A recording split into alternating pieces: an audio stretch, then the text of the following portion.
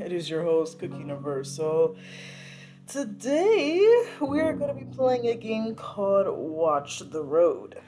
I think this is the demo of it. I'm not really sure what it's going to entail, but we will see.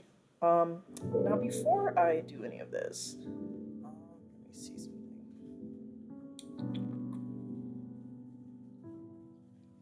Okay, music volume.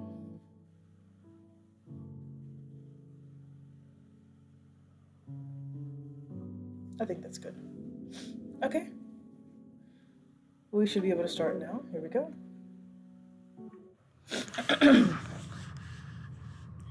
After high school, I pictured a different life for myself. Somewhere far, far away from the dingy trailer park I grew up in, a huge city, maybe, or even the lovely countryside. But college didn't go the way I planned. 2 horrible semesters and my scholarship was revoked. Just like that, I was back where I started. Living at home was hell. I didn't last long. With what little money I had saved, I found a tiny apartment and a job. Not exactly my dream gig, but it was offered to me easily because of an old friend. Commercial truck driving. Woo! It's been a few years since, and it's way lonelier than I had expected. Because of how busy I am, I've become distant with, well, everything. My friends, family, and even myself. At least I'm making ends meet for now. I had a couple of close calls at the beginning, but weather, for starters, and then there were evil drivers. Horrific traffic. God, the list could go on and on. But I'm used to it now. Mostly my sleep schedule may be whack, and my spine's beginning to hate me, but I make it work. Still, there are nights where I feel a bit off kilter. Tonight's one of those nights. Name. I'ma put Roy Smith. He, him this time around. Here we go. Confirm. Alright, Roy Smith, keep your eyes on the road. I nudged the side mirror with a tap of the button, shaking a glance at the endless darkness reflecting on it. It looks eerie, to say the least. Jeez. Hold on, y'all. Just gotta check something real quick. Okay. Sometimes things are a bit faulty where I'm at, so I have to always double check stuff. You just never know. It doesn't help that the snow is picking up.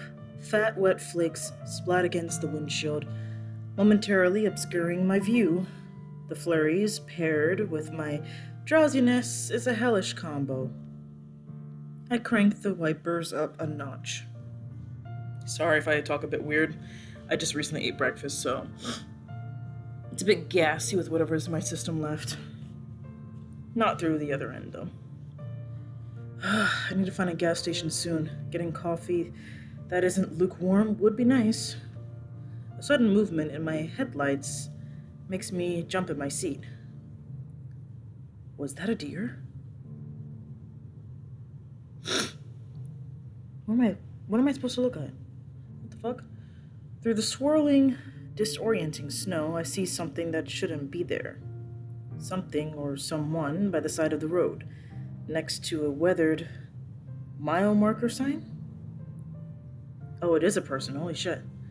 It's a young man. He's got his thumb out, arm extended, hopefully into the air. The hell? My first thought is that I must be daydreaming or even hallucinating since I was running on caffeine and spite. But I rubbed my eye quickly and lo and behold, he's still there. Who in their right mind hitchhikes out here in this weather? Part of me knows that this is obviously suspicious and that I should stay away. but another weary, miserable part of me sees someone worse off than me. Fuck it. Oh god, this is so stupid. There's a plethora of wrong things that could happen, but I can't leave someone out here like this. It goes against every moral bone in my body. What if he freezes tonight? Or freezes overnight? Like that little match girl story? Ugh, morbid. I ease my foot off the gas, and the heavy box truck sighs as it loses momentum. I pull the rig onto the shoulder, a safe distance ahead of the person. The massive tires crunch on the icy gravel. He starts walking toward the passenger side door, a dazzling, bright smile somehow lighting up his face despite the bitter cold and the terrible situation he's in. I can't help but notice how he jogs the last few steps, eager to escape the wind. As he gets closer, I roll the passenger window down a crack. A blast of frigid air hits me square in the face, and I almost regret listening to my impulse. I can get a better look at him now. He's in his early 20s at most, with freckles standing out against his pale skin. Snowflakes cling to his scruffy hair and eyelashes, and his nose is practically Rudolph red at this point. He's tall, even from my perch in the truck cab, though I own a smaller truck, so I suppose it's not a huge deal, but he still has to lean down a bit to peer inside the narrow gap of the open window.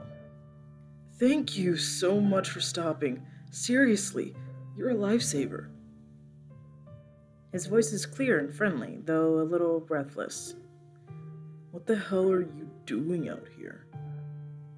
The question is blunt and probably not the most welcoming, but honestly, it's the first thing that comes to mind.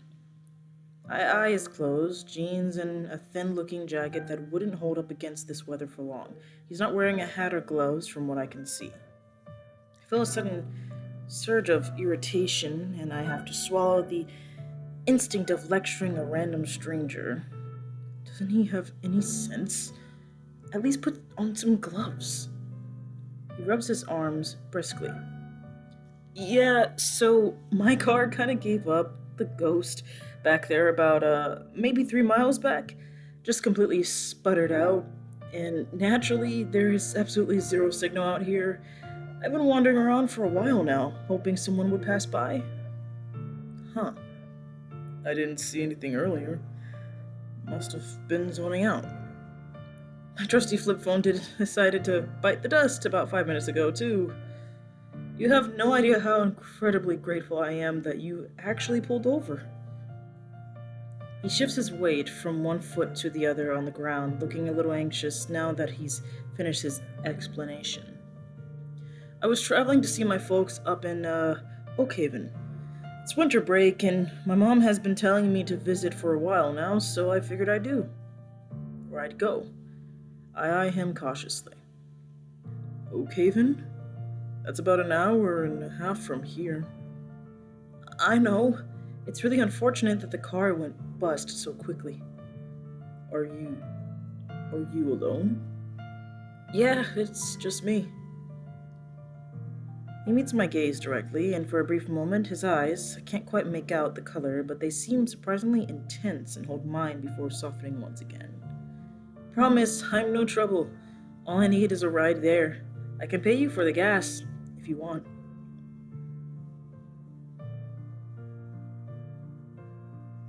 He's adorable, but we'll see how this goes. Alright, hop in. The words feel a little alien coming out of my mouth.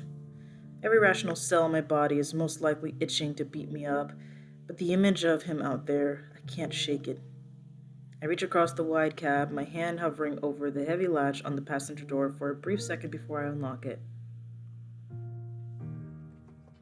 He practically scrambles inside, pulling the door shut quickly. The man then continues to shake his head vigorously, like a dog sending droplets of water flying. A few icy drops land on the dash, right near my half-empty coffee cup, and I can't help but wince inwardly. Cleanliness is next to godliness out here. Thank you so much. He rubs his hands together rapidly, blowing on them. Oh, sorry. He's pretty cute. It's freezing out there. You have no idea how amazing this heater feels right now. I'm sure I can imagine. He grins at my curt response and glances around the truck, taking in all the various switches and gauges with wide, almost childlike eyes. Wow, I've never been inside a big rig before. Glad to help. The name's Roy Smith. I managed to relax my shoulders a fraction. Try not to create a mess everywhere, okay? I muster up a small, tired smile, feeling a tiny bit of a tension and ease now that he's safely inside. Right, sorry, he says quickly, looking slightly flustered. He awkwardly tries to brush the remaining snow off of his jacket and pants, directing it as best as he can onto the floor mat. I'm Ilya, by the way. Seriously, Roy Smith, you really saved me back there. He leans back in his seat, letting out a shaky breath. I can feel my cheeks heat up a bit under his gaze. Darn. Just take the compliment, don't make it weird. No, it's alright. I clear my throat. All I have left tonight is a load to drop off at Springville, and that's only about a bit farther from Oak Haven anyway. Bit being 3 more hours, but hey, the indomitable human spirit won today. I pulled the truck back onto the slippery road, gearing the wipers to work extra hard against the accumulating snow. How long have you been driving? Way too long. Since yesterday morning. I sigh, the long hours catching up to me despite the brief adrenaline spike from earlier. Shit, really? You must be exhausted. He sounds genuinely impressed. How is it, actually, being a trucker? Pays the bills. That's pretty much the long and short of it. Long hauls, late nights, weird shit here and there, but at least it keeps the lights on. I shrug, keeping my eyes on the road. Let me fix this, because I think something fell off my... Oh, yep. There we go. Sorry about that, guys. Sorry about that, lads. Okay. That's gotta be tough, though. Ilya says, his voice quiet. Being out here all the time, alone? Don't you miss, I don't know, normal stuff like sleeping in your own bed and seeing people whenever you want? Yeah, it sucks. Sure, it wears on me sometimes. Just gotta do what I gotta do since no one else is gonna do it for me. Yeah, I feel that. He exhales, slowly. College loans are kicking my ass right now. Feels like I'll be paying them off till I'm 80. What? Your family doesn't help you out with those?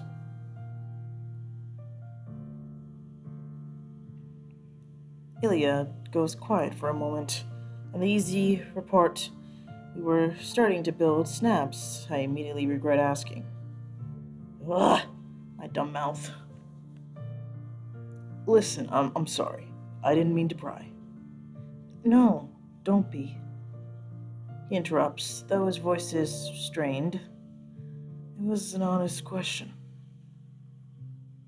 He stares at the windshield at a point far, far away beyond the reach of the headlights.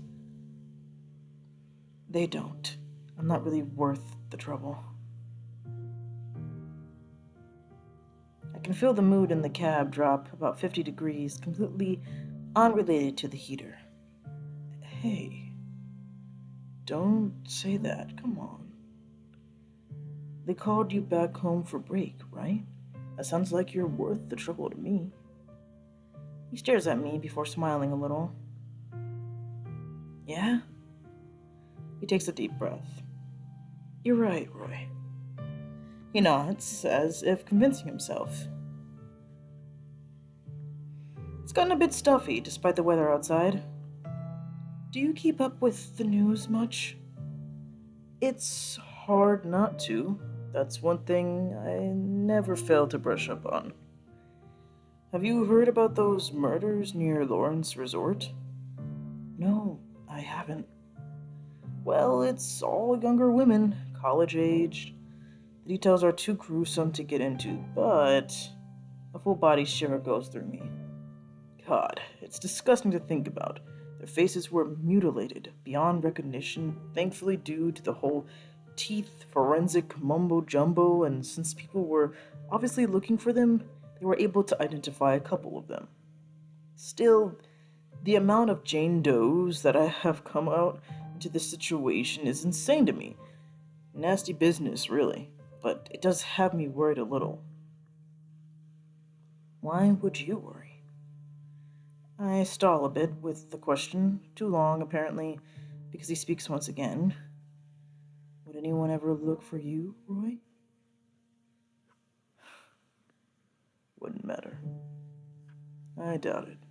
It's not like I've given anyone a reason to. See? That's the funny part. His head tilts a fraction and his smile widens, unnervingly so. You don't have to give them a reason. They'll make one up for you. They'll put up missing posters, host candlelight vigils, even, but people often love a tragedy more than they ever loved the person. Huh? Really? That sure is a pessimistic outlook. It's quiet again, except for the swish of the wipers. Confirm his car troubles again.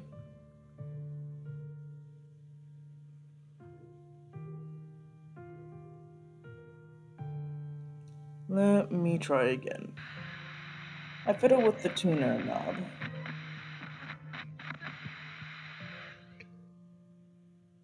Check CB channel.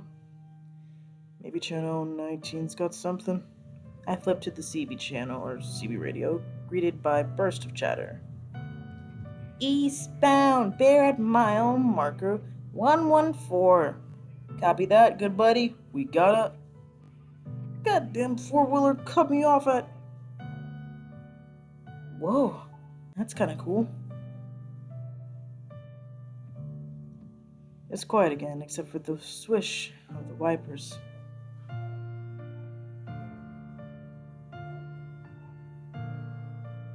Trying to learn more about his college life. So, what's college like these days? Must be tough. Med school? All those late nights cramming facts about whatever it is that you guys cram?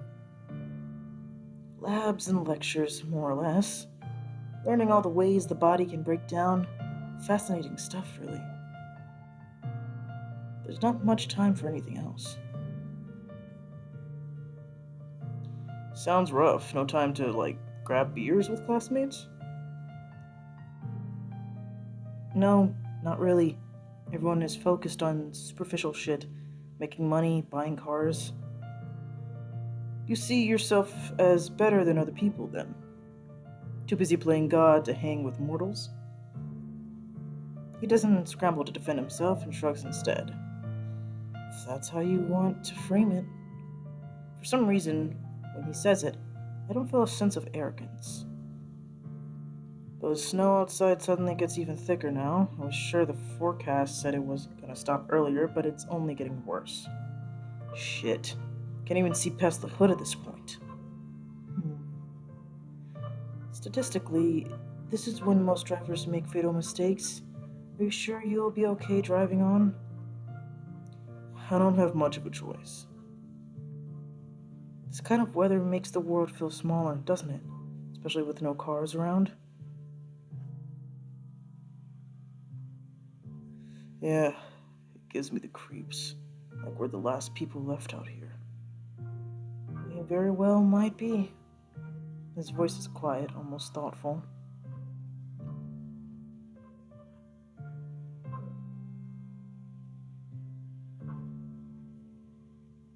I glimpse at Ilya from the corner of my eye, trying to be subtle. He's staring out the window again. Can't read anything from his expression. Suddenly his head turns and he meets my gaze. His eyes are dark, reflecting the faint road lights like polished obsidian. There's a knowing glint there, as if he felt my eyes on him. Slow smile spreads across his face. It doesn't reach his eyes. So, Oakhaven. I try to sound casual, though I'm sure that I'm failing miserably. You mentioned you were heading there to visit family. That's right. My parents, they live outside the main town. Right, your parents. Something about his smile feels. Just curious, with the weather and all, they couldn't send someone out to pick you up, or. It seems odd, him hitchhiking like this. If his folks were expecting him so close, most people would have called for a ride. Oh, no. They're expecting me, but. He hesitates for the beat. Since my older brother gave me the car, I thought I'd make use of it. Then, well, car troubles out of nowhere. Okay, I get that, but just to be sure, I'm dropping you off in the right place? What's the cross street near their place? Ilya's easy smile vanishes. His gaze drifts out the side window. He takes a shallow breath before answering. Uh, Maple Street? Yeah, Maple Street. It's, near the old high school, St. Lucille's. Maple Street, St. Lucille's High School? I searched my memory. The names of streets and landmarks in Oakhaven. It's a small town. I've delivered to a few places there over the past few months. I know the general layout. Oakhaven doesn't have a Maple Street, Ilya. His face goes eerily blank. You're right. His voice is soft, almost amused. It doesn't. So you just lied to me. No, it's a pretty popular inside joke in Oakhaven. Dumb one, in all honesty. See, when outsiders ask where we live, we always say Maple Street near St. Lucille's because he leans in closer. There was this old urban legend in Oakhaven about a teacher who haunted Maple Street. Kids used to dare each other to run past her house at night. But the thing is that Maple Street doesn't exist anymore. The town council renamed it decades ago after some mayor's wife. So when people ask for directions, locals mess with them by sending them to the street that doesn't exist anymore. I'm not really sure where the St. Lucine's part originated from, though. It's stupid, I know, but my dad thinks it's hilarious. Guess it rubbed off on me. That kind of makes sense. Small towns do weird shit like that.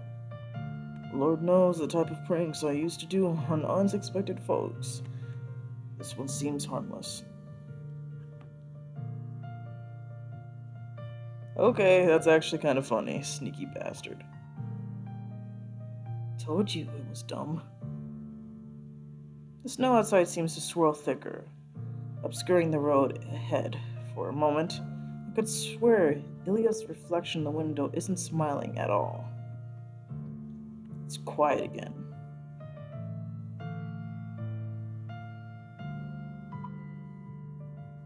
I know I shouldn't, but I feel like I should test him. He's a little odd. Hey, about your car earlier. What about it?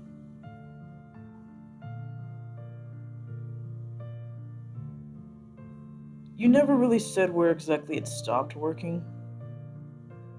Oh, like I said, around mile mark 70. Why? You don't believe me? It's not that, but wait.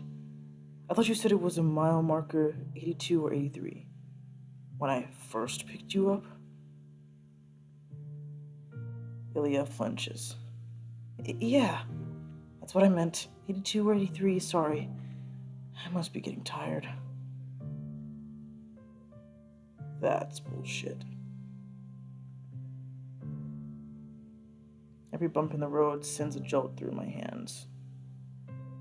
I keep stealing glances at Ilya. He's unnaturally still. Okay, been 40 miles, exit 5 miles. The green exit sign finally looms into view. My heart is hammering. The wipers are struggling to keep up. He hasn't stopped staring at me. His eyes, which were so expressive when I first picked him up, are now so flat. You're quiet now, huh? What's with the silent treatment, Ilya? Why'd you pick me up, Roy Smith, if you were just gonna act like I'm a problem? Because you were stranded in a snowstorm, Ilya. What else was I supposed to do? I didn't know you were gonna act. I cut myself off, the words catching in my throat. I don't know what to say. I don't want to give it a name. Act like what? Say it. Weird? You're acting real fucking weird, man. My voice is rising. I don't like this. I'm trying to focus on the road, but he's right there, staring at me, edging me on. You talk like you're scared of me, Roy. Like you're afraid of what I might do. I'm not. Just shut the hell up, alright? Shut up and let me drive. Ilya snorts. You're scared because you know I'm not just some random person. You knew the second you saw me. The fuck does that even mean? My voice cracks. I hate that. I sound weak. Damn, this music. You think you're safe just cause you're the one behind the wheel. Just cause you're driving. You're in control. Shit. Of course this happens when I decide to be a good Samaritan. Back the hell off, alright? I don't know what your deal is. This ride is over once I hit the next turnout. You're walking. I'm gonna call the cops. There's not gonna be a next turnout, Roy. He leans closer, his face suddenly too close. Instinctively, I flinch, pulling back against the seat, my gloved hand tightening on the wheel. Don't fucking touch me, you His hand slammed down on the wheel, yanking it hard to the right with impossible strength. Fuck! Damn! We begin tonight with breaking news from the interstate. State police are investigating a fatal single-vehicle accident that occurred late last night during the heavy snow. A commercial truck registered to M&C Trucking veered off Interstate XX near mile marker. The driver, identified as Roy Smith, was pronounced deceased at the scene. The vehicle was a total loss. The cause of the crash remains unclear, though investigators cite adverse weather as primary factor. Currently, foul play is not suspected, though we will be featuring a spokesman from M&C Trucking later today, who will hopefully have more information for us regarding their safety protocols and the conditions of their fleet. It is currently unknown if the family of the victim, Roy Smith, intends to pursue legal action against M&C Trucking. Adding to the mystery, authorities confirmed there was a passenger in the vehicle at the time of the crash. However, their identity remains unknown. There are no records of a second occupant, and no friends or family members have come forward to identify the individual or report them missing. Investigators are urging anyone with information regarding the passenger to contact the state police immediately. In other news, the snowstorm has moved eastward, leaving behind record snowfall. What the fuck was that? Bad End 1. Unidentified wreckage. Are you fucking serious? That was probably the worst ending that I could have ever gotten. Hold on. What? So there's 3 bad endings, and there is 6 neutral endings. What the fuck would be in the neutral ending? There's no good endings? Oh, that's just stupid. Well, what I can say is that I hope y'all have a great one. Ilya, you a bitch. You're not the best. You're a complete bitch. But y'all have a good one. I will see y'all in the next one. Adios.